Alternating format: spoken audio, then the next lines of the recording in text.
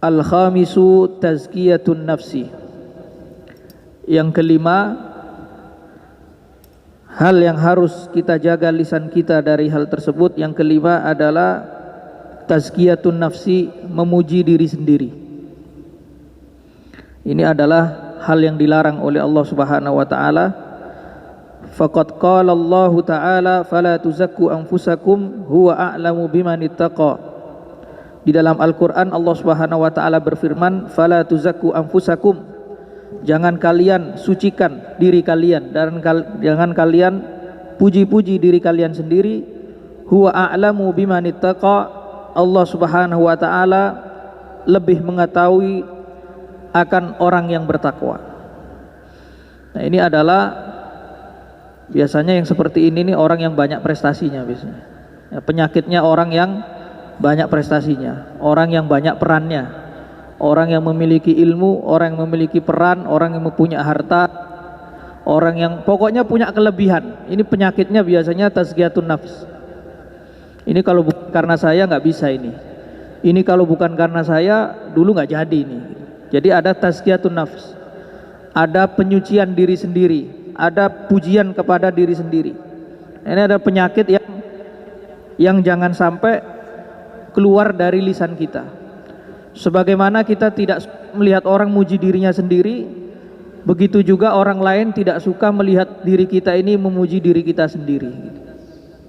Jadi jangan sampai amal-amal kita ini, amal soleh kita berguguran pahalanya gara-gara penyakit yang satu ini. Meskipun menurut para ulama ada hal yang dibolehkan dalam penyebutan kebaikan diri sendiri, kalau tujuannya bukan untuk membanggakan atau sombong. Jadi kalau ada tujuan syar'i itu dibolehkan. Misalkan kita menceritakan diri kita ini telah bersedekah banyak misalkan. Tujuannya bukan untuk menyombongkan diri, tapi untuk memotivasi orang lain ikut bersedekah. Nah, itu boleh. Atau orang yang memiliki ilmu, dia mengatakan bahwasannya saya memiliki ilmu ini, saya punya pengalaman seperti ini, itu boleh. Tapi tujuannya untuk tujuan-tujuan syariat. Misalkan saya di sini mengatakan saya telah belajar di Mesir sekian tahun, memiliki keahlian ini. Tujuannya apa? Tujuannya agar orang tidak salah nanya ke siapa. Itu tidak dilarang oleh agama. Tapi kalau tujuannya untuk al-iftikhar, tujuannya adalah untuk sekedar membangga-banggakan diri, itu haram hukumnya, itu dilarang oleh agama. Maka betul kata Gus Baha bahwa para ustadz, para kiai, para santri atau yang memiliki keahlian di bidang agama itu sudah seharusnya memberitahukan kepada umat, kepada masyarakat, ya kan? Logika beliau kan ada itu, dokter ahli jantung, ya kan? Ditulis biar orang itu tahu di mana ketika berobat jantung, dokter ahli paru, ditulis, diumumkan agar orang tahu kemana dia ketika sakit paru-paru, kemana dia harus pergi. Begitu juga kiai, ulama harus juga mengumumkan ke masyarakat bahwasannya saya punya keahlian ini, silakan tanya, silakan datang kepada saya ketika punya masalah ini. Nah, itu perlu diungkapkan.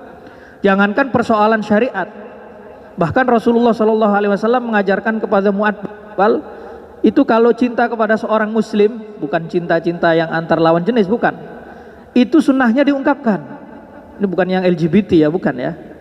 Artinya saya suka kepada Pak Samba, saya mengatakan inni uhibbuka fillah, saya mencintaimu karena Allah. Itu sunnahnya diungkapkan. Ada hadis-hadisnya. Biar apa? Biar antar muslim ini terjalin namanya al-ukhuwah al-islamiyah. Jangan sampai jumlah kita ini banyak, akhirnya seperti buih di lautan, nggak bisa diatur.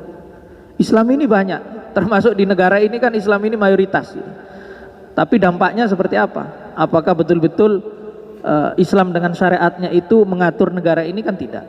Apakah dengan segala ajarannya Islam itu betul-betul mewarnai? Kan belum tentu juga. Secara ekonomi saja tidak di tangan umat Islam. Negara yang demikian besar, demikian kaya, secara kekuatan ekonomi, kekuatan politik, saya rasa bukan atau belum ada di tangan umat Islam. Nah, itu yang diprediksikan oleh Rasulullah SAW, bahwa umat Islam ini akhir zaman ini memang banyak jumlahnya. Jadi ketika Rasulullah mengatakan kalian seperti buih di lautan, Kata para sahabat, apakah waktu itu kita itu sedikit wahai Rasulullah? Dijawab sama Rasulullah, bal antum katsir. Kalian itu apa? Banyak jumlahnya. Tapi kalian ini apa? Seperti buih di lautan. Kena penyakit wahan. Ya, ini mungkin sekarang ini masanya penyakit Wuhan ya. Dari Wuhan ini, ada apa? Virus corona ini. Kena penyakit wahan. Wa mal wahnu ya Rasulullah, apa wahan itu wahai Rasulullah? Hubbud dunya wa karahiyatul maut. Cinta dunia dan takut mati. Nah, ini penyakitnya umat Islam akhir zaman. Secara kuantitas itu mayoritas, tapi secara apa? Kualitas itu minoritas. Jadi semua ajaran Islam yang diajarkan oleh Islam itu tidak benar-benar diamalkan oleh umatnya, sehingga musuh-musuh Islam itu tidak memiliki ketakutan sama sekali kepada Islam. Tidak ada harganya, tidak ada memiliki haibah sama sekali, wibawa sama sekali. Nah, ini adalah umat akhir zaman. Nah, kalau kita menunjukkan kepada orang lain akan apa? Akan keahlian kita, akan apa? Kemampuan kita itu tidak apa-apa, dengan tujuan bukan sombong. Tidak termasuk dalam ayat fala tuzakku anfusakum huwa a'lamu bimanittaqo. Wa qila li ba'dil hukama, dikatakan kepada sebagian ulama, masjidul qabih, apa kebenaran yang buruk itu? Faqala sana'ul mar'i ala nafsihi, yaitu pujian seseorang kepada dirinya sendiri. Jadi ada kebenaran, kejujuran tapi buruk. Itu apa? Itu pujian seseorang kepada dirinya sendiri. Kalau memuji itu kepada orang lain saja, itu kita tidak boleh, apalagi kepada diri sendiri. Tapi itu tadi para ulama memberikan batasan, kalau tujuannya adalah untuk kepentingan syariat, untuk kebaikan yang lain, maka tidak apa-apa. Dan juga syariat memberi tuntunan, memuji kepada seseorang itu dilihat objeknya. Kalau sekiranya orang itu kelihatan memang suka dipuji, jadi kalau dipuji dia jadi baik gitu, kalau dipuji dia jadi melayang gitu, kalau bisa jangan dipuji itu. Tapi kalau orang ini memang baik, kemudian kalau dipuji dia biasa-biasa saja, itu nggak apa-apa, puji aja nggak apa-apa. Jangan sampai menjerumuskan saudara kita ini kepada kepada jurang yang lebih gelap lagi gitu. Dia ini sudah salah, tapi kita puji-puji. Nah, ini akhirnya tidak sadar-sadar. Ini bahaya ini. Orang yang suka dipuji itu biasanya kalau sudah diingatkan kesalahannya, karena sukanya disanjung terus, giliran dikasih tahu kesalahannya dia nggak terima dia. Nah, ini bahaya. Itu jangan sampai terjadi pada diri kita. Maka yang baik itu apa? Dipuji ya biasa aja gitu. Dicaci orang juga biasa-biasa saja gitu. Nah, yang baik itu adalah ketika dipuji Allah Subhanahu wa taala. Pujian manusia itu semuanya semu. Sebagaimana cacian seseorang atau cacian orang lain itu semu semuanya. Kita ini baik, buruk itu tergantung penilaian Allah Subhanahu wa taala, jangan tergantung penilaian manusia. Fa iyyaka an tata'awwada dzalika. Maka jangan sampai, kata Imam Ghazali, kamu memiliki kebiasaan tersebut, itu kebiasaan suka memuji diri sendiri. Wa alam anna dzalika yanqusu min qadrika indan nas. Ketahuilah bahwasannya suka memuji diri sendiri itu dapat mengurangi nilaimu di hadapan orang lain. Nah, ini sudah bukan hanya di zaman Imam Ghazali ya, sampai sekarang pun kalau kita ketemu orang kok suka memujinya diri sendiri terus, tentu tidak pandai menghormati orang lain, maka itu yang kusumin qadrika indan nas, yaitu mengurangi kadar nilaimu di hadapan manusia. Wa yujibu maqtaka indallah, dan kamu akan dibenci oleh Allah Subhanahu wa taala. Fa idza aradta an ta'rifa anna sana'aka ala nafsika la yazidu fi qadrika inda ghairik, fanzur ila aqranika idza athnau ala anfusihim bil fadli wal jahi wal mal. Kalau kamu ingin mengetahui anna sana'aka ala nafsika la yazidu fi qadrik, bahwasanya pujianmu kepada dirimu sendiri tidak dapat menambah nilaimu di hadapan orang lain. Fanzur, kalau kamu ingin mengetahui caranya bagaimana? Fanzur ila akronika, maka coba lihat kepada teman-temanmu. Idza asnau ala anfusihim, jika mereka memuji diri mereka sendiri. Orang-orang, teman-teman kita memuji diri mereka sendiri di hadapan kita. Perasaan kita seperti apa? Begitu juga perasaan orang lain apa? Ketika kita memuji diri kita sendiri. Bil fadli wal jahi wal mal, dengan keutamaan kedudukan dan harta. Nah, ini penyakitnya memang penyakit memuji diri sendiri ini orang-orang yang memiliki kelebihan. Kelebihan harta, kelebihan jabatan, kelebihan kedudukan di tengah masyarakat gitu. Maka aneh atau sangat disayangkan orang tidak memiliki apa-apa tapi sombongnya luar biasa gitu. Harta nggak punya, miskin, sombong. Ya, kedudukan nggak punya, sombong. Atau keutamaan apapun di depan masyarakat nggak ada tapi sombong. Ini sombong itu harus ada yang disombongkan. Kalau sombong memiliki harta banyak, sombong masih pantas gitu. Memiliki jabatan tinggi, sombong masih pantas karena ada yang disombongkan. Kaifa yastankiru qalbuka alaihim wa yastazkiluhu tab'uka wa kaifa tadhummuhum alaihi. Ini artinya kita akan mencela orang-orang yang seperti itu. Orang ceritakan dirinya sendiri, kita akan mencelanya. Begitu juga orang lain kepada kita. Fa'alam annahum aidan fi hali tazkiyatika nafsaka yadhummunaka fi qulubihim najizan wa sayuzhirunahu bi alsinatihim idza faraqtahum. Nah, ini sudah satu paket ya, seperti yang saya jelaskan tadi, yaitu ketika ketika kita memuji diri kita sendiri, maka mereka pun akan mencela kita. Ini adalah yang kelima, yaitu perbuatan buruk yang kelima jangan sampai keluar dari lisan kita. Kemudian yang keenam adalah as-sadis al-la'nu, yaitu suka melaknat. Nah, ini biasanya adalah penyakitnya orang yang baru soleh. Ya, orang yang baru hijrah, orang yang baru kenal Islam, itu biasanya penyakitnya ini, yaitu suka melaknat, suka mencela orang lain yang tidak sesuai dengan dirinya. Al-la'nu. Fa iyyaka an tal'ana syai'an mimma khalaqallahu ta'ala min hayawanin. Maka jangan sampai kamu mencela sesuatu pun dari ciptaan Allah, baik dari itu min hayawanin, dari hewan, au ta'amin au insanin, atau makanan atau manusia. Intinya jangan sampai mencela ciptaan Allah, baik itu hewan ya, hewan walaupun misalkan kucing ya, baru makan ikan di dapur kita, misalnya kita cela-cela dasar kucing jelek dan lain sebagainya, padahal kucingnya juga nggak ngerti bahasa kita ya. Itu jangan sampai seperti itu. Begini akhlak para ulama kepada makhluk-makhluk Allah. Jadi kita ini bukan hanya berperi kemanusiaan, tapi juga perlu peri kehewanan, peri pertumbuh-tumbuhan dan lain sebagainya. Karena hakikatnya semua ini adalah ciptaan Allah. Kalau ciptaan Allah itu dihina, dicela, dijelek-jelekkan, yang marah siapa kira-kira? Yang marah Allah Subhanahu wa ta'ala. Seperti bapak dan ibu sekarang membuat sesuatu sudah bagus-bagus dibuat, tidak dipuji orang lain, marah, dijelek-jelekkan. Yang marah itu Allah. Maka jangan sampai. Ini luar biasa akhlak yang diajarkan oleh Imam Al-Ghazali. Bukan hanya bagaimana kita berinteraksi dengan dengan sesama manusia, tapi berinteraksi dengan makhluk yang lain pun harus punya tata krama. Min hayawanin, dari hewan, au ta'amin, dari makanan.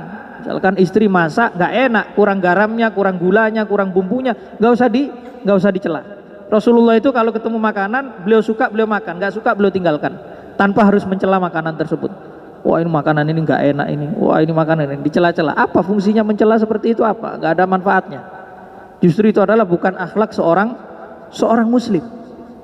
Jadi akhlak seorang muslim itu kalau kita lihat, kita baca dari kitab-kitab yang seperti ini, itu luar biasa. Kalau bisa kita terapkan, kehidupan di masyarakat itu akan tentram dan tenang. Adanya permusuhan antar kita, adanya permusuhan antar masyarakat, gejolak yang terjadi, semuanya itu karena kita tidak bisa atau tidak pandai menjaga lisan kita. Nah, ini ada 8 perkara ini, bisa nanti diulang dari yang pertama. Apa aja 8 perkara itu yang tidak boleh keluar dari lisan kita? Nah, ini adalah laknat. Tidak boleh melaknat hewan, tidak boleh melaknat atau mencela makanan.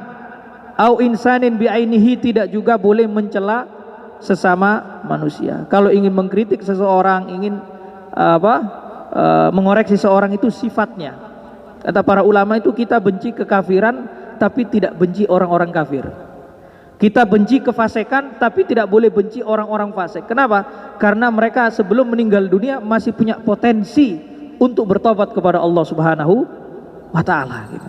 Kalau kita sebagai dai kita sudah benci orang-orangnya, ya dakwah kita nggak akan diterima. Bayangkan kalau di kita Ustadz Arifin Ilham asal orang ahli maksiat dijauhi, Asal orang nggak bagus, akhlaknya dijauhi, maka dakwanya nggak akan sebesar yang pernah kita lihat. Ribuan juta, bahkan menasional.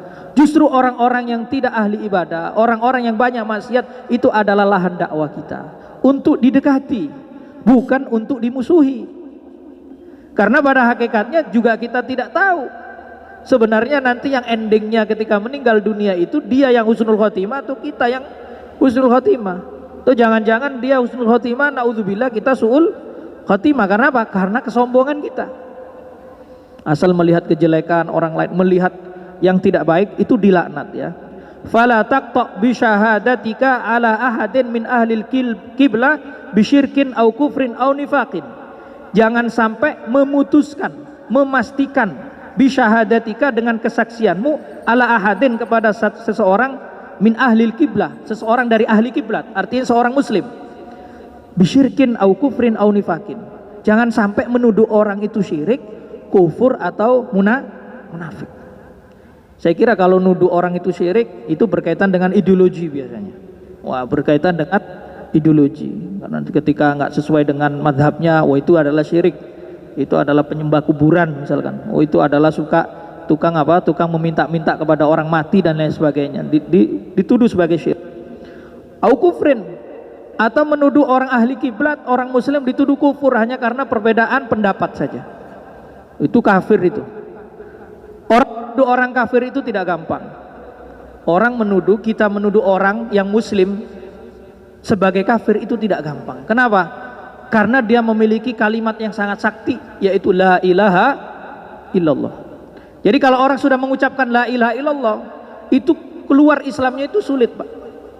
Dalam arti sulit itu begini.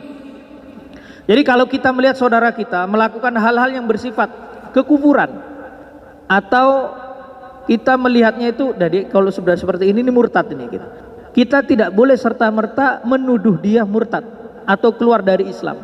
Kenapa? Karena untuk dia keluar dari Islam, kalau dia asalnya muslim, itu harus banyak prosesnya, dan itu yang bisa memvonis itu sebenarnya adalah mahkamah syariah, adalah pengadilan syariat. Dipanggil dulu, Pak. Misalnya ada si fulan mengucapkan ucapan-ucapan kufur, misalkan mengatakan semua agama benar, misalkan ya, semuanya agama benar. Ini kan perlu ditanya dulu, nggak boleh langsung mengatakan oh si fulan yang mengatakan semua agama benar dia kafir, langsung biainihi, langsung ditunjuk hidungnya bahwa si fulan namanya fulan kafir. Itu tidak boleh. Secara syariat itu tidak seperti itu prosesnya. Boleh kita menjelaskan kepada umat seperti ini, bahwa orang yang mengatakan semua agama benar adalah kafir, murtad dari Islam kalau dia muslim, boleh sekedar sifatnya, tidak perlu menunjukkan orangnya. Paham ya? Bisa membedakan ya? Kalau namanya Paijo misalkan, oh Paijo itu kafir, nah itu beda urusannya. Tapi kalau saya katakan orang yang mengatakan semua agama benar, itu adalah murtad atau kafir. Kalau dia kalau dia Islam dia murtad. Boleh saya tanpa menyebut nama Paijo tadi, misalkan seperti itu. Karena apa? Karena untuk mengkafirkan seseorang biainihi, seseorang tersebut si Paijo itu, Paijonya harus dipanggil. Oleh siapa? Oleh pengadilan syariat. Ditanya, Jo, kamu betul mengucapkan semua agama benar? Betul. Kamu mengucapkannya itu dalam keadaan sadar apa tidak? Sadar. Dalam keadaan terpaksa apa tidak? Enggak terpaksa. Enggak ada yang memaksa saya. Tapi kamu sudah tahu hujah-hujahnya, bahwasannya inna dina indal Islam, satu-satunya agama yang diridhoi Allah adalah Islam. Iya, saya tahu ayat itu. Sudah iqamatul hujjah, baru divonis oleh hakim dia murtad. Prosesnya seperti itu. Jadi tidak boleh individu-individu yang menjustifikasi atau melemparkan kata-kata murtad, kafir dan sebagainya. Ini yang akhirnya sekarang di belantika umat Islam ini saling lempar tuduhan dan sebagainya, karena memang tidak tahu bagaimana proses syariat itu berjalan. Banyakan kita ini di tengah umat sekarang ini memang banyakan dai ya daripada orang alim. Jadi umat ini lebih banyak mengikuti dai sebenarnya daripada ulama itu sendiri. Karena ulama jarang, Pak. Ulama punya proses keilmuan yang jelas. Setidaknya minimal begini, untuk mengukur dia itu hanya dai atau ulama, ukurannya cuma satu, dia bisa bahasa Arab apa tidak, udah itu dulu. Kalau dia tidak bahasa Arab nggak bisa, diambil ulama nggak bisa, dianggap ulama nggak bisa, suruh baca kitab ini. Kalau dia bisa baca kitab macam ini, itu adalah pintu pertama untuk dianggap ulama. Pintu pertama Mas Yan, belum ulama belum. Kayak saya masih bisa, belum ulama belum. Itu adalah pintu utama saja, syarat mutlak. Untuk menjadi ulama syarat mutlak bisa bahasa Arab, bisa baca literatur Islam yang gundul-gundul seperti ini. Itu syarat pertama. Kalau tidak bisa belum ulama. Siapapun itu dia. Paling mentok dia ada seorang wa'id. Dalam Islam itu ada namanya wa'id. Ada alim, ada wa'id. Alim adalah orang yang ulama, ditanya hukum, ditanya agama, itu ulama. Wa'id itu pandai berceramah, pandai ngasih tausiah, pandai memberi, itu wa'id itu. Itu adalah wa'id, bahasa Arabnya wa'id. Orang yang bisa ngasih nasihat gitu. Tapi kalau alim itu beda. Itu ada prosesnya. Belajarnya ada prosesnya, punya sanad, punya guru. Bisa membaca literatur, bahkan kata para ulama faqih, seorang faqih itu bukan orang yang ketika ditanya langsung bisa, belum tentu juga. Ada ulama itu ketika ditanya butuh waktu. Faqih butuh waktu, tunggu ya, PR 1 hari 2 hari, nanti saya lihat kitabnya dulu. Itu seorang yang faqih juga. Imam Malik ditanya 40 pertanyaan, yang dijawab cuma 9. Yang sisanya beliau jawab ana la adri, saya tidak tahu. Itu Imam Malik, Imam Daril Hijrah, gurunya Imam Syafi'i. Itu ditanya 40 pertanyaan, yang dijawab di bawah 10. Sisanya dijawab ana la adri, saya tidak tahu. Makanya para ulama mengatakan wa minal ilmi ayyakula ana la adri. Termasuk dari ilmu itu seseorang mengatakan dirinya tidak tahu. Itu ilmu, itu bagian dari ilmu. Jangan sampai kita ini jamaah ini melihat ustadz ulama ditanya kok nggak bisa. Oh ini berarti goblok ini, kiainya ini, ulamanya ini nggak bisa ini. Akhirnya terperangai dengan terbuai dengan orang yang selalu bisa menjawab pertanyaan gitu. Padahal belum tentu semua jawabannya benar gitu. Nah ini kita itu harus membiasakan diri untuk betul-betul belajar itu belajar ilmu. Kalau memotivasi generasi kita itu adalah memotivasi untuk mengisi pos-pos kosong di kotak-kotak ulama. Jadi betul-betul menjadikan generasi kita ini adalah generasi yang alim, generasi yang ulama. Bukan hanya sekedar sekedar pandai berceramah. Nah ini kadang perlu saya sampaikan seperti ini karena saya melihat tren masyarakat kita ini adalah trennya memang yang lagi tren itulah keinginan para ulama, keinginan orang tua kita gitu, keinginan orang tua muda seperti itu. Sekarang trennya menghafal Al-Quran, lumah Al-Quran, itu trennya semuanya itu sekarang. Jadi berlomba-lomba anaknya, karena nanti kalau hafal Al-Quran ini menjadi mahkota dan lain sebagainya. Betul nggak ada yang salah itu. Tapi lebih dari itu, mempelajari Al-Quran itu khairukum man ta'allama Al-Quran wa 'allamahu, itu bukan hanya menghafal Al-Quran, tapi juga memahami isi kandungan Al-Quran. Jangan sampai secara Al-Quran dia hafal tapi bodoh secara isinya. Akhirnya fa'aftau bi ghairi ilmin hum dallu wa adallu. Akhirnya karena dia dianggap sudah hafal Al-Quran, ya kan, dianggap ustadz, ya, dianggap kiai di tengah masyarakat nggak punya pilihan. Itulah yang namanya ulama menurut pandangan masyarakat. Ditanyalah persoalan hukum, fa'aftau bi ghairi ilmin hum dallu wa adallu. Akhirnya dia berfatwa tanpa ilmu, mereka sendiri sesat dan juga menyesatkan. Makanya jangan gampang-gampang Pak menaik-naikkan orang itu, atau mentokoh-tokohkan orang itu. Khawatirnya dia karena sudah menganggap dia di atas sebagai tokoh, ditanya agama dia nggak paham sebenarnya, karena malu kalau nggak bisa jawab, dijawab saja sekenanya. Ini persoalan agama bukan persoalan yang gampang. Nah ini kadang juga perlu kita edukasi masyarakatnya agar tidak gampang mengangkat-ngangkat seseorang yang memang bukan ahlinya, yang memang belum ahlinya. Nah ini adalah jangan sampai itu terjadi. Maka di sini tidak boleh kita mensyirikkan, mengkafirkan atau mengatakan murtad ahlul kiblah, yaitu umat Islam, tanpa ada bayyinah, tanpa ada keterangan. Nifaq. Fa innal muttali'a 'ala sarair huwallah. Karena sesungguhnya kata Imam Ghazali, yang mengetahui betul isi hati hamba itu adalah Allah Subhanahu wa ta'ala. Kita nggak boleh mengatakan orang ini kafir, orang ini munafik, apalagi sekarang ini gara-gara perbedaan politik sudah saling lempar soal apa? Soal nifak itu. Wah itu munafik, itu munafik. Sekarang itu media sosial kita itu penuh dengan tuduhan-tuduhan, itu kafir, itu syirik, itu munafik. 3 kata ini ternyata ada disinding oleh Imam Ghazali. Padahal kita itu tidak tahu apakah betul dia munafik. Padahal kita juga tidak tahu apakah betul dia apa? Dia adalah kafir, dia adalah syirik. Ini adalah tiga kata kunci yang kita sering dengar di masyarakat kita pada saat ini. Nah, ini jangan sampai keluar dari lisan kita. Jangan sampai keluar dari lisan kita. Fa innal muttali'a 'ala sarairi huwallahu ta'ala. Karena yang tahu akan isi hati seseorang itu adalah Allah Subhanahu wa ta'ala. Pernah terjadi di kalangan sahabat ketika terjadi berkecamuk perang. Ada seorang sahabat membunuh seorang kafir yang mengucapkan syahadat.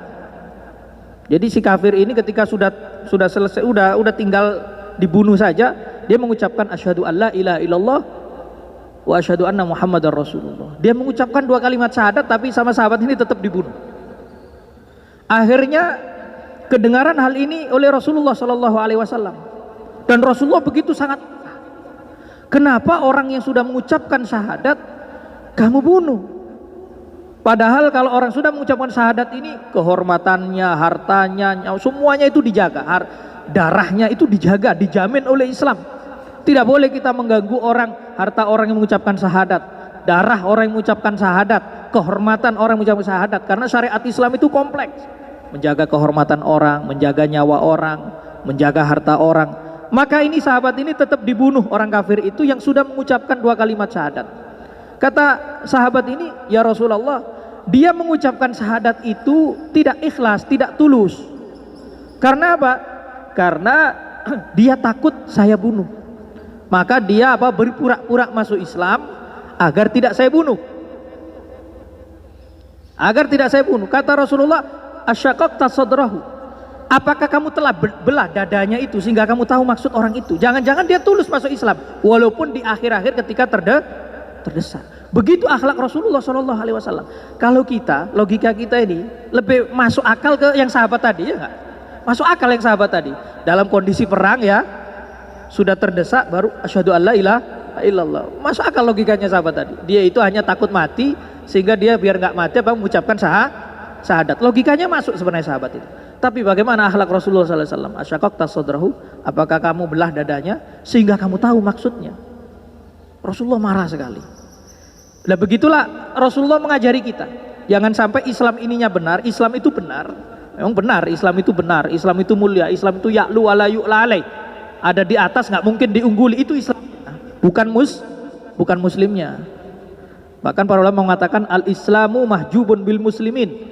Islam ini tertutupi oleh umat Islam itu sendiri. Akhirnya Islam ini nggak menarik gara-gara kita umat Islam ini nggak menarik. Atau gara-gara umat Islam kita sebagai marketingnya Islam ini untuk mengajak orang yang belum Islam masuk Islam ini, orang nggak tertarik karena melihat kita. Karena melihat kita. Kalau memang Islam seperti itu, saya nggak tertarik kata orang non Muslim. Karena apa? Karena melihat Muslimnya. Seandainya orang non Muslim itu tahu betul-betul Islamnya, barangkali mungkin akan lebih banyak. Meskipun semuanya itu hidayah itu datang dari Allah Subhanahu wa Ta'ala. Tapi kita harus tetap mempresentasikan Islam, menampilkan Islam, menampakkan Islam, menawarkan Islam itu dengan yang benar dan sebaik-baiknya. Bahkan para ulama mengatakan seandainya orang non muslim di zaman sekarang ini tidak masuk Islam gara-gara belum sampai dakwah yang benar ke telinganya, maka itu tidak nanti di akhirat dia akan ditanya seperti orang bayi. Dia tidak langsung secara merta divonis di akhirat itu sebagai orang non muslim. Bagaimana logikanya? Logikanya begini. Jadi kalau ada orang, jadi kalau kata para ulama itu yang tidak bisa divonis itu adalah orang misalkan dari kecil ini lahir dalam keadaan tuli. Dari kecil dia ini tuli. Sampai dewasa, sampai umur 40, 50, 60 tahun meninggal, dia ini tuli, nggak pernah sembuh. Maka orang yang seperti ini itu tidak bisa dihukumi kafir. Karena apa? Nggak bisa diajari dia. Orang kalau sudah tuli secara medis itu nggak bisa diajari, Pak. Kalau orang buta, orang bisu masih bisa diajari. Tapi kalau orang tuli, maka tidak kena taklif syariat. Jadi dalam agama kita tidak kena taklif syariat. Artinya dia nggak sholat, nggak puasa, bermaksiat seperti apa nggak dihitung itu. Kalau dia tuli dari kecil.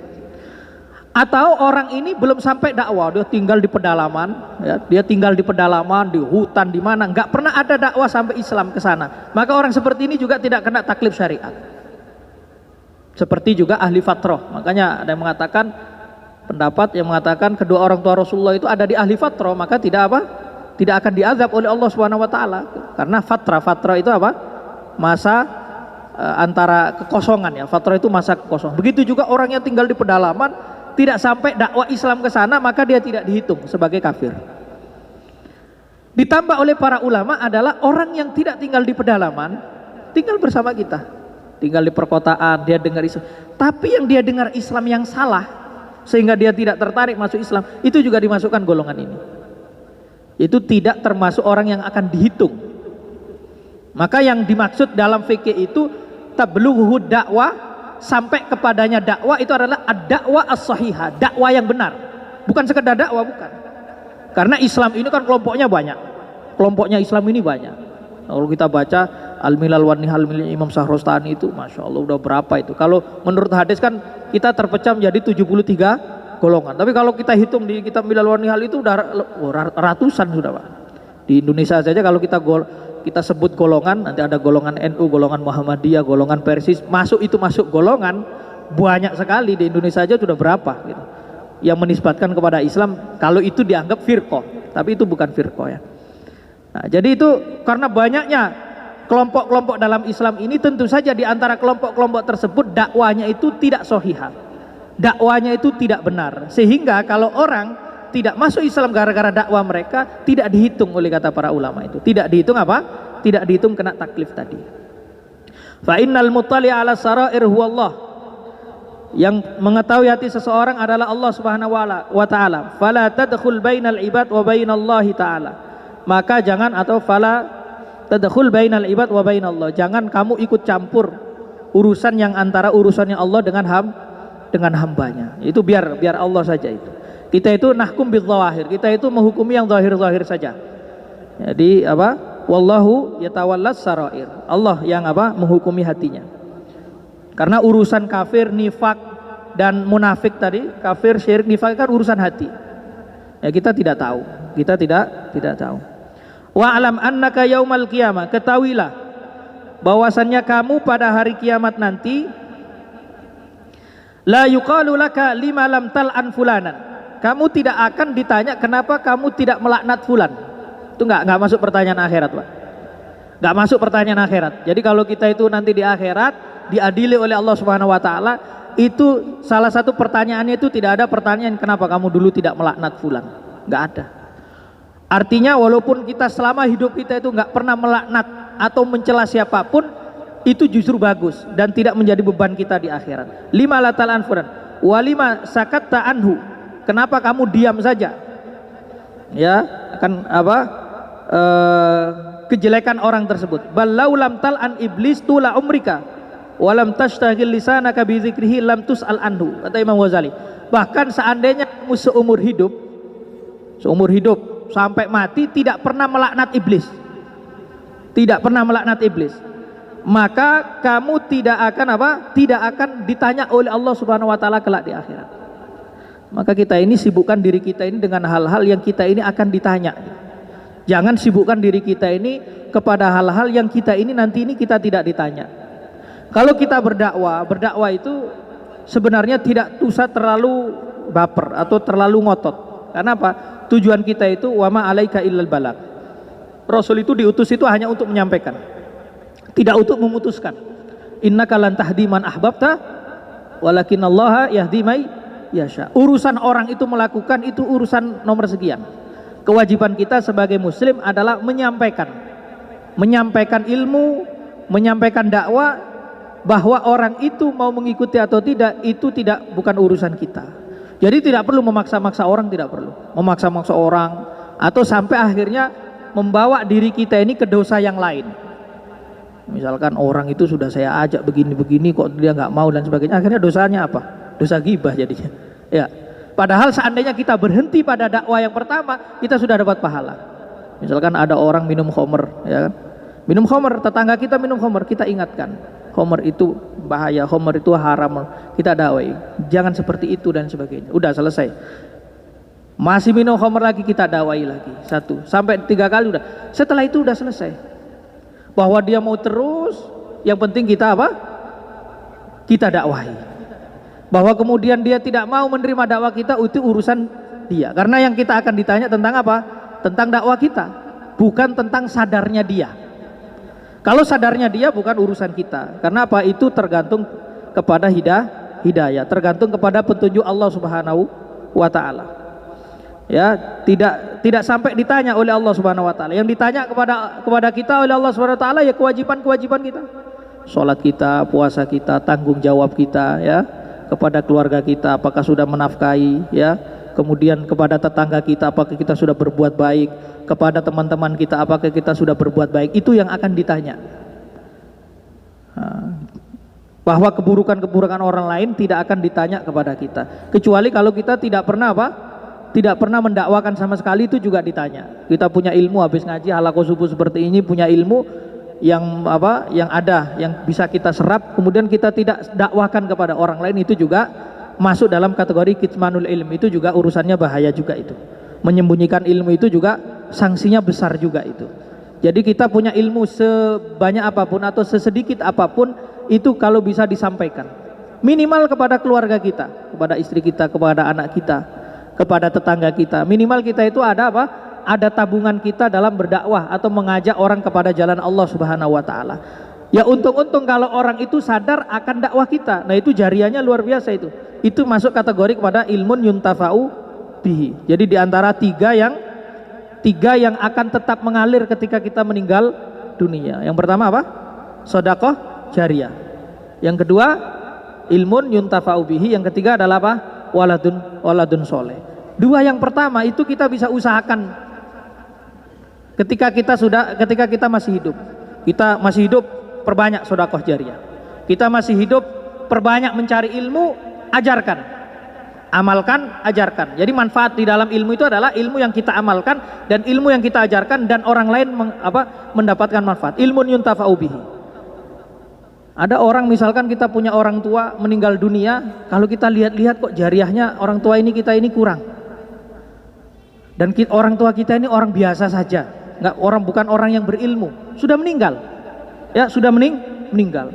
Orang tua kita bukan orang yang berharta, bukan orang yang berilmu, artinya jariyahnya sedikit. Kemudian juga ilmunya yang dimanfaatkan oleh umat juga nggak ada.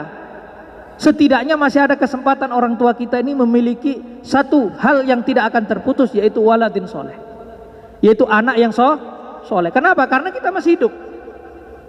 Maka kasihlah hadiah kepada orang tua kita yang ketiga tadi itu, waladin soleh yad'ulah, selalu mendoakan orang tua. Karena semua kita ini pasti anak, Pak. Gak ada kita ini yang bukan anak, gak ada. Pasti semua kita ini anak pasti, meskipun tidak semua orang tua. Karena ada yang belum punya anak, ada yang tidak punya anak, itu tidak jadi orang tua. Tapi pasti semua kita ini adalah anak. Maka ketika kita ingat-ingat orang tua kita yang sudah meninggal, oh jariyahnya orang tua saya mungkin sedikit masihan, oh ilmu yuntafa'u bihinya masih sedikit mungkin. Oke lah, kalau begitu jangan sampai orang tua saya kehilangan tiga-tiganya. Maka kita mengikrarkan diri menjadi anak yang soleh yang selalu mendoakannya. Setidaknya itu harapan orang tua yang tersisa gitu. Nah bagi kita yang masih hidup, ya jangan sampai ketinggalan yang tidak itu. Sedekah jariyahnya diatur. Jangan sampai kita meninggal nggak punya sedekah jariyah.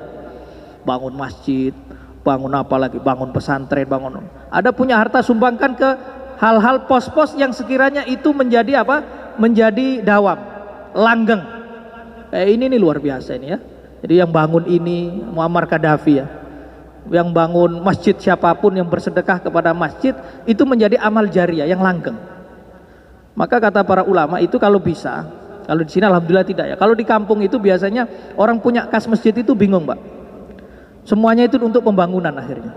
Jadi temboknya belum terlalu kusut gitu, udah repot cari cat. Jadi pokoknya duitnya ke pembangunan terus. Nanti lantainya dibongkar lagi, kan kasihan itu yang jariyah yang pertama itu belum jelek kok sudah dibongkar, ganti yang nanti bingung lagi. Begitu biasanya cara pikir sebagian masjid yang tidak wawasannya kurang. Sehingga semua duit masjid itu bingung memanfaatkannya untuk apa, sehingga semuanya beralih kepada fisik. Padahal banyak hal yang bisa kita lakukan dengan jariyah di masjid itu sendiri. Makanya masjid itu harus menjadi sentral ya. sentral pergerakan umat, dan yang dibangun bukan hanya fisiknya, tapi juga SDM manusia sekitarnya. Jadi kalau ada di sekitar masjid ini ada anak yang putus sekolah, ada anak yang nggak bisa baca Al-Quran, ya kita yang ngurusi masjid ini yang dosa.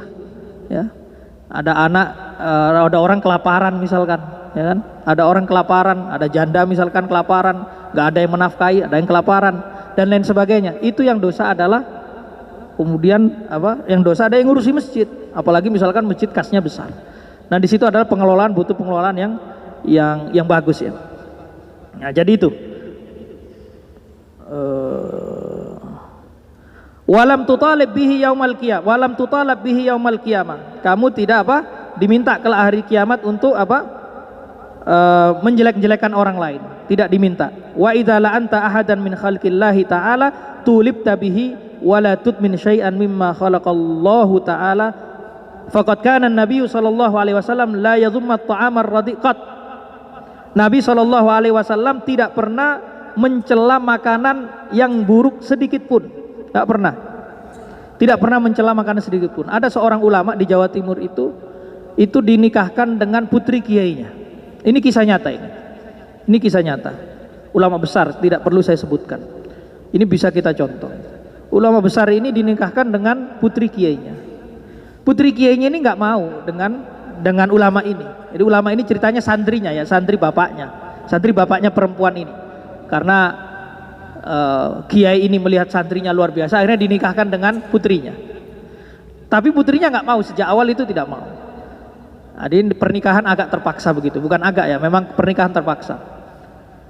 Akhirnya kiai ini selama 15 tahun, suatu saat mertuanya ini datang ke rumahnya, kemudian mencicipi kopi atau teh yang ada di rumahnya, itu rasanya asin. Rasanya asin, bukan manis, rasanya asin. Ternyata si istrinya ini karena saking nggak maunya dengan suaminya ini dibuat gara-gara agar diceraikan gitu. Karena benci sama suaminya, nggak suka. Padahal suaminya ini seorang ahli torekot dan orang yang sangat luar biasa suluknya, terkenal di Jawa Timur, pimpinan torekot. Jadi ketika sang mertua ini datang kemudian mencoba mencicipi minuman itu, ternyata minumannya asin.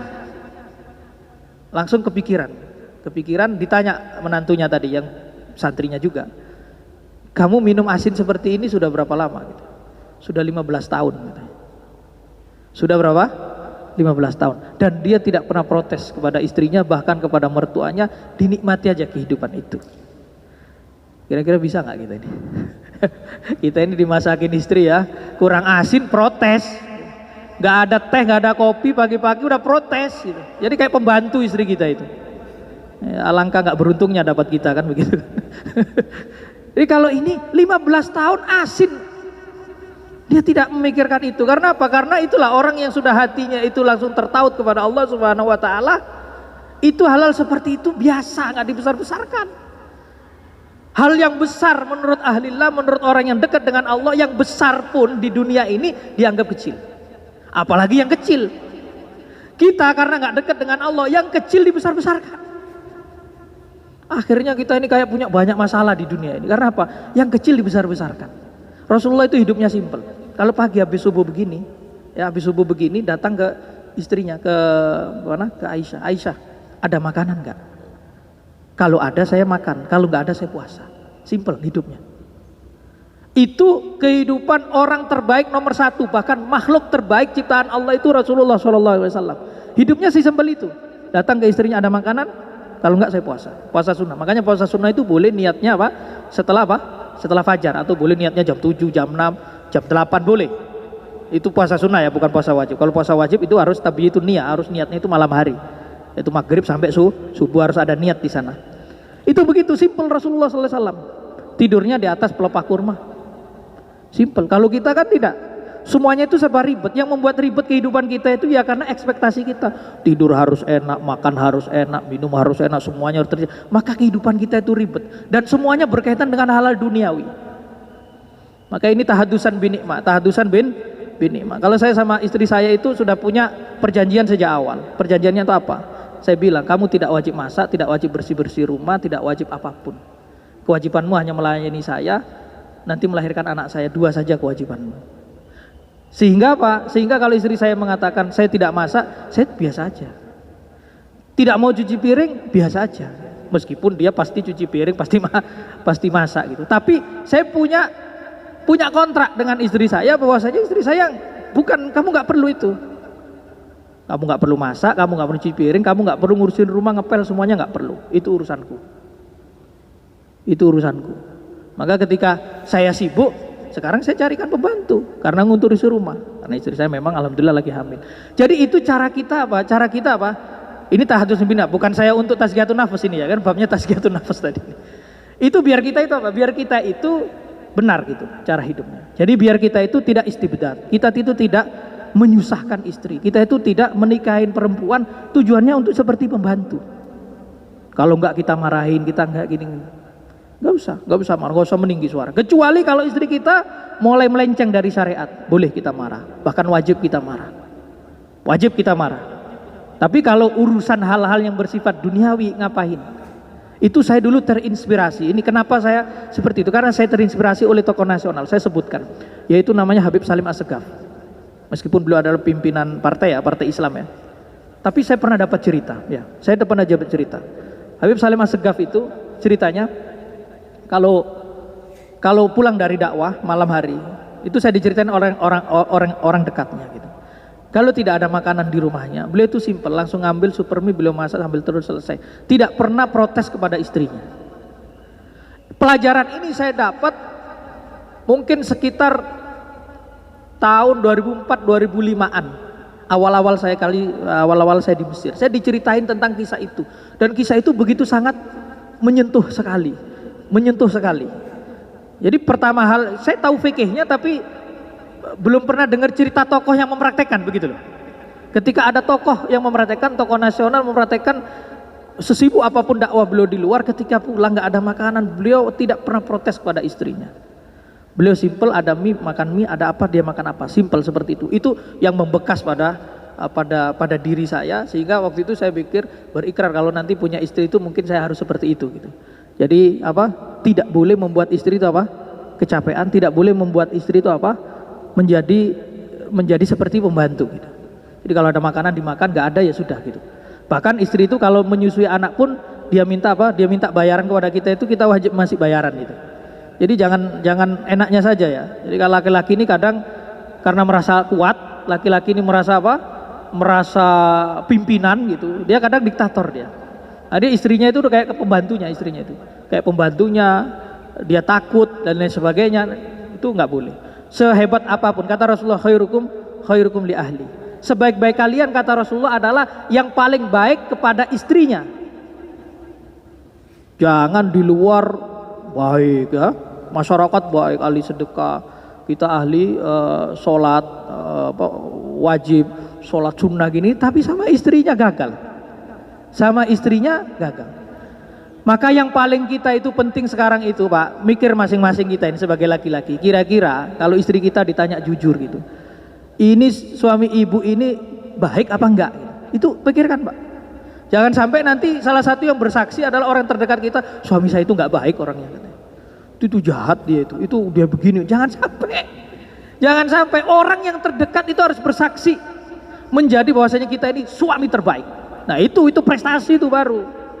Tapi kalau kita itu sama istri nggak baik, sama anak nggak baik, ke tetangga juga nggak baik, terus gitu-gitu cita-citanya masuk surga Pak, itu kan repot. Jadi logikanya itu repot gitu loh. Sama keluarga nggak baik, sama tetangga nggak baik, sama teman nggak baik, cita-citanya masuk surga. Lah masuk surga pintu yang mana? Pintu yang ke-9. Pintunya cuma 8 Pak. Jadi nggak ada pintu ke-9 gitu ya. Jangan sampai seperti itu. Makanya pesan saya ya, ini karena sudah selesai di yang ke-6 ini, jadilah yang terbaik ya. Kita jadi anak-anak yang terbaik, kita jadi paman-paman yang terbaik, kita jadi ponakan-ponakan yang terbaik, jadi suami-suami yang terbaik. Jadi siapapun posisi kita itu posisi yang terbaik. Sehingga ketika kita meninggal itu semuanya bersyahadah, semuanya bersaksi bahwasanya kita orang baik. Syahadah yang paling penting dari orang yang mendampingi kita 24 jam, pasangan kita. Demikian, silakan kalau ada pertanyaan. Tidak ada? Lagi mikir masing-masing ini, saya ini suami yang baik apa enggak? Ya silakan. Ini contoh suami yang baik ini. karena kemarin nungguin istrinya sakit. Suami takut istri ya. Oh iya. Ya.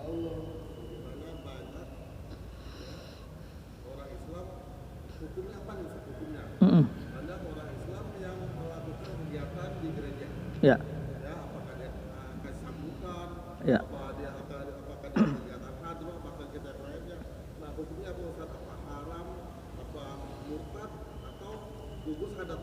Ya.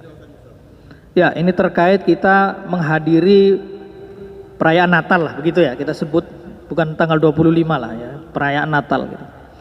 Jadi sebenarnya para ulama, lagi-lagi, kenapa ini terjadi keributan? Karena para ulama berbeda pendapat. Para ulama berbeda pendapat tentang dimulai dari mengucapkan selamat Natal, itu sudah berbeda pendapat. Sebagian ulama, mayoritas, bahkan ulama yang klasik ya, itu mayoritas mengatakan itu tidak boleh. Karena itu dianggap sebagai pengakuan akan ketuhanan Yesus. Ya, logikanya ke sana. Tapi mayoritas ulama kontemporer ini kebalikan. Kalau mayoritas ulama yang klasik itu mengharamkan, tapi mayoritas ulama kontemporer justru membolehkan. Nah, pasti bingung kan? Loh, kenapa kok dulu boleh sekarang kok dulu nggak boleh sekarang sekarang boleh? Karena ulama sekarang melakukan ijtihad tentang ikhtilaful audo. Jadi kondisi sekarang, kondisi sosial masyarakat sekarang di zaman dulu dengan sekarang sudah mulai berbeda. Perbedaannya seperti apa? Perbedaan misalkan dibuat logika begini. Bagaimana hukum orang Islam yang tinggal di Eropa misalkan? Tinggal di mana? Di Eropa. Yang mana dia di sana minoritas. Tetangganya semuanya misalkan Nasrani. Biasanya dia dikasih Idul Fitri, yang Nasrani ini mengucapkan Idul Fitri. Ketika misalkan nanti Natal, boleh nggak si Muslim ini mengucapkan apa? Selamat Natal. Itu kata para ulama sekarang itu dikatakan boleh, alasannya adalah untuk albir, berbuat baik. Itu masuk dalam kategori perbuatan baik. Saya katakan dulu khilaf para ulama, ya itu dicatat dulu ya. Berbeda, tinggal kita ngikuti yang mana, begitu ya. Saya tidak ingin mentarjih atau menguatkan mana yang kuat. Itu berbuat baik. Kenapa? Karena orang non muslim ini ketika kita tidak mengucapkan itu nanti menganggap apa? Menganggap itu tidak apa namanya itu. Orang kalau tidak kayak tetangga ada nikahan tidak ngucapin selamat nikah itu gimana sih rasanya? Kira-kira gitu. Sekarang dia lagi bahagia kemudian tidak diucapkan. Kira-kira bagaimana? Itu para ulama yang mengijtihadi membolehkan. Itu dianggap perbuatan baik, berbuat baik kepada orang non Islam. Yang penting adalah qalbuhu. Hatinya tidak boleh membenarkan. Tidak boleh kita hatinya membenarkan apa? Membenarkan bahwasanya itu adalah Yesus itu adalah Tuhan misalkan, nggak boleh. Sama seperti begini, keterpaksaan. Bang Faisal mau diancam nih, mau dibunuh, mau murtad nggak? Itu pilihannya dua, Bang. Nggak, saya nggak mau murtad. Dibunuh betul, mati syahid. Tapi Bang Faisal punya kesempatan, mau murtad nggak? Allah itu tiga nggak? Ngomong nggak Allah itu tiga? Bang Faisal mengatakan, ya udah deh Allah itu tiga gitu. Itu jadi murtad nggak kira-kira? Enggak, karena kondisinya beda. Yang penting wa qalbuhu mutmainnun bil iman. Hatinya tetap pada iman. Jadi kalau sampai kita ikut merayakan Natal dan hati kita meyakini akan ketuhanan Yesus, jelas murtad. Nah, bagaimana dengan pejabat? Nah, ini masalah fikih lagi nih. Bagaimana dengan pejabat? Boleh nggak pejabat itu mengucapkan atau datang ke tempat-tempat yang apa? Yang perayaan-perayaan seperti itu? Kata para ulama juga, itu dibolehkan karena atas dasar asas jabatan. Jadi begini, misalkan Menteri Agama, saya katakan Menteri Agama. Menteri Agama ini sebenarnya menterinya umat Islam apa? Menteri seluruh agama. Menteri seluruh agama. Jadi ketika ada perayaan di agama lain, dia datang ngasih sambutan, tidak mengucapkan kata-kata kufur ya, mengasih sambutan atas dasar jabatan dia, maka itu para ulama mengatakan boleh. Sebatas itu. Tapi tidak boleh sampai meyakini. Tapi bagi kita yang enggak, pejabat juga bukan ya, punya teman non muslim juga enggak usah ikut-ikutan apa ngucapin Natal, apalagi sampai datang ke gereja. Kita nggak ada kepentingan. Makanya manibtuliya bisyai'in falyuqallid man ajas. Orang yang, ini kaidah fikih, orang yang diuji oleh Allah dalam sesuatu dan dia tidak bisa keluar, fal yuqallid man ajaz, maka dia boleh mengikuti ulama yang membolehkan. Kayak tadi itu Bang Faisal kerja di perusahaan yang di situ semuanya Nasrani misalkan. Jadi kalau nggak ngucapin selamat Natal itu nanti mempengaruhi hubungan baik misalkan. Itu namanya ubtuliya bisyai'in. Ucapkan saja tidak apa. Fal yuqallid man ajaz. Boleh dia bertaklid kepada ulama yang membolehkan. Kenapa ini harus saya jelaskan bahwasanya di sini ada perbedaan? Karena saya tidak boleh menyembunyikan ilmu salah satunya. Meskipun sampai sekarang saya belum mengucapkan selamat Natal dan juga belum pernah ke gereja, Pak. Jadi begitu cara memahaminya. Jadi kalau dia mau datang, alasannya apa? Alasannya adalah untuk karena ketokohan dia diundang, tidak ikut-ikut mengucapkan hal yang bersifat murtad kekafiran, itu tidak jadi masalah. Dia tidak dianggap melakukan pelanggaran. Tapi mayoritas ulama dulu itu tidak membolehkan ucapan selamat Natal, mayoritas.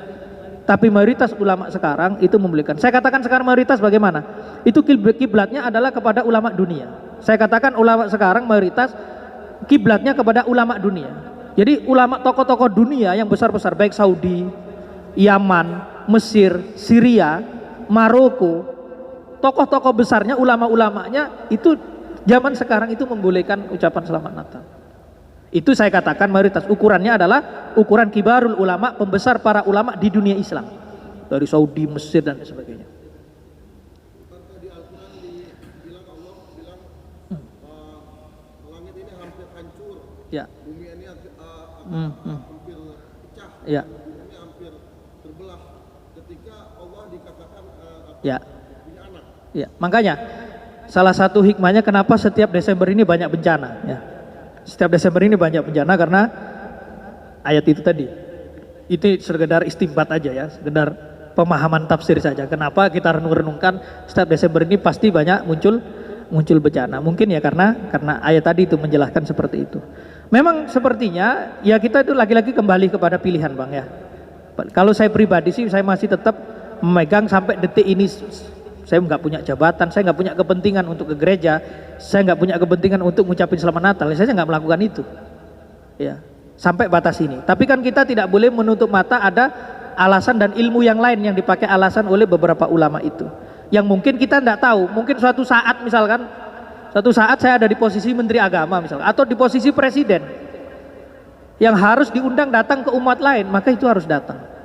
Atau kalau mau selamatnya bisa juga dibuat misalkan dibuat perwakilan di Menteri Agama itu nanti ada namanya perwakilan ketua dari Kristen, ketua dari ini, sehingga ketika ada acara seperti itu yang ini aja diutus untuk menjaga ikhtiaton ya, berhati-hati, itu nggak ada masalah. Tapi yang jelas sekarang ini ketika kita sudah mengetahui perbedaan para ulama itu, ya setidaknya ketika ada yang melakukan itu kita sudah punya alasannya, sudah punya ilmunya, ya sudah nggak usah dicaci maki, udah biasa aja. Yang penting kita tidak melakukan. Kalau kita berkeyakinan tidak boleh. Tapi juga jangan juga mencaci maki. Nah ini tadi melaknat-laknat orang yang misalkan datang ke gereja, ternyata tujuannya untuk apa? Dia itu undangan, misalkan Menteri Agama, Presiden atau siapa itu nggak usah dicaci maki yang seperti itu. Karena dia ada posisi yang mengharuskan ke sana. Di mana Indonesia ini kita sudah sepakat bahwa Indonesia ini adalah negara kesepakatan dengan Pancasila itu. Sehingga kita harus memenuhi hak-hak agama lain juga. Wa aufu bil uqud, kita itu harus menepati janji-janji kita. Janji apa? Janji untuk hidup sebangsa dan setanah air dengan aturan-aturan sudah kita sepakati dalam UUD Pancasila itu. Nah, itu harus kita sepakati. Tidak boleh kita mengingkari apa yang sudah kita sepakati dengan agama lain. Itu bukan akhlak Islam.